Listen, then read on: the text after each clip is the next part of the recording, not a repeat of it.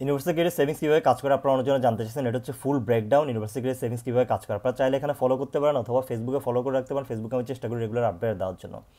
প্রথমে বলে রাখি, কত হাজার পাউন্ড আপনার অ্যাকাউন্টে সেভিংস থাকলে আপনি ইউনিভার্সাল ক্রেডিট পাবেন না বা এনটাইটেল না। আপনার অ্যাকাউন্টে যদি 16,000 পাউন্ড সেভিংস থাকে সেক্ষেত্রে আপনি ইউনিভার্সাল ক্রেডিটের এনটাইটেল না, ইউনিভার্সাল ক্রেডিট পাবেন না। এখন আপনি সেভিংস কীভাবে ধরা হয়? সেভিংসটা হচ্ছে এই না আপনার অ্যাকাউন্টে 16,000 পাউন্ড আসলো গেলো, আপনার হাজব্যান্ড ওয়াইফের দুইজনের অ্যাকাউন্টে কম্বাইন 16,000 আসলে গেলো না, এটা সেভিংস হিসেবে ধরা হয় না। আনলেস আপনার সব খরচ বাদ দেওয়ার পরে যে পয়সাটা থাকে এটাকে আপনার সেভিংস হিসেবে ধরা হয় আপনার অ্যাসেসমেন্ট পিরিয়ডে।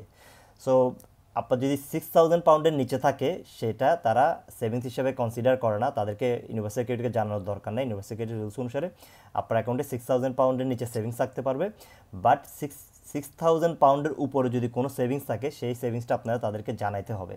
সো 6,000 পাউন্ডের উপরে প্রতি 250 পাউন্ডের জন্য আপনাকে 4.35 মানে 4.35 করে কম দিবে। সো আপনার ধরলেন আপনার 6,000 পাউন্ডের উপরে আরও 1,000 পাউন্ড সেভিংস আছে, 7,000 পাউন্ড সেভিংস। সেক্ষেত্রে এই 1,000 পাউন্ড এক্সট্রা সেভিংসের জন্য 6,000 পাউন্ডের উপরে আপনাকে অ্যারাউন্ড 19 পাউন্ড কম দিবে ইউনিভার্সাল ক্রেডিট। সো মনে করেন আপনারা যারা বাড়ি কিনবেন চিন্তা করতেছেন, অনেকজনে যেগুলোরই কোশ্চেন করেন যে আমি বাড়ি কিনবো, আমি চাইছি ইউনিভার্সিটিতে বের হবো। 6,000 পাউন্ডের নিচে সেভিংস থাকলে এটা কোনো সমস্যা না, আপনারা কোনো ঘোষণা দেওয়ার দরকার না, আপনার ইউনিভার্সিটি নর্মাল আগের মতো অ্যাজ ইউজুয়াল পাবেন। বা 6,000 পাউন্ডের উপরে থাকলে সেই ক্ষেত্রে ঘোষণা দিতে হবে। 6,000 পাউন্ডের উপরে যদি প্রতি 1,000 পাউন্ডের জন্য অ্যারাউন্ড 19 পাউন্ড করে আপনাকে ইউনিভার্সিটি কম দিবে। আর 16,000 পাউন্ড থাকলে আপনার অ্যাকাউন্টে সেভিংস আপনার কমপ্লিটলি ইউনিভার্সিটি বন্ধ হয়ে যাবে। এবং আপনার শুধু সেভিংসটা কীভাবে কাজ করে, এটা যে কারো অ্যাকাউন্টে হতে পারে। আপনারা যদি যৌথভাবে অ্যাপ্লিকেশন করেন, joint application, husband and wife দুইজনের অ্যাকাউন্টে যদি সেভিংস থাকে কম্বাইন, সেটাও 16,000 পাউন্ড হলেও আপনারা ইউনিভার্সিটি ক্রেডিট পাবেন না।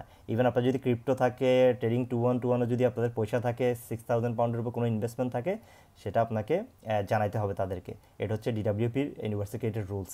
এখন আপনারা যারা বাড়ি কিনবেন, আপনারা শুধু চিন্তা করেন না যে শুধু আপনারা সেভিংস করলেই সেই টাকাটা দিয়ে বাড়ি কিনতে পারবেন। আপনাদেরকে চাইলে মানুষজন যারা আপনাদের ফ্যামিলি মেম্বার বা ফ্রেন্ডস অ্যান্ড ফ্যামিলি আছে তারা চাইলে আপনাকে গিফট মানি দিতে পারে। গিফট মানিটা আপনার মর্গেজ ব্রোকার অথবা মর্গেজ লেন্ডাররা এটা অ্যালাউ করে গিফট মানি, যে কারোর কাছ থেকে আপনি নিতে পারেন গিফট মানি। আপনার যদি ফ্যামিলি মেম্বার হয়, অ্যাজ লং অ্যাজ তাদের লেজিটিমেট ইনকাম থাকে, আপনার কাজ করে অথবা বিজনেস থেকে পয়সাটা আসছে বা প্রপার চ্যানেলে টাকাটা আসছে, সেক্ষেত্রে আপনারা তাদের কাছ থেকে চাইলে গিফট মানি নিতে পারবেন।